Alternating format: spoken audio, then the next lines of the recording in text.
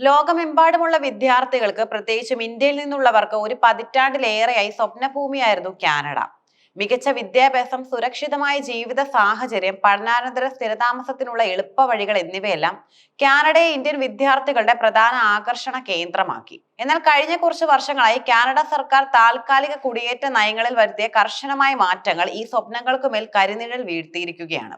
ഏറ്റവും പുതിയ കണക്കുകൾ പ്രകാരം കാനഡയിൽ പഠനാനുമതി തേടി സമർപ്പിക്കപ്പെടുന്ന ഇന്ത്യൻ വിദ്യാർത്ഥികളുടെ അപേക്ഷകളിൽ 4/3, അതായത് ഞെട്ടിപ്പിക്കുന്ന 74% നിരസിക്കപ്പെടുന്നു എന്ന റിപ്പോർട്ട് ഇന്ത്യൻ വിദ്യാർത്ഥി സമൂഹത്തിൽ വലിയ ആശങ്കയാണ് സൃഷ്ടിച്ചിരിക്കുന്നത്.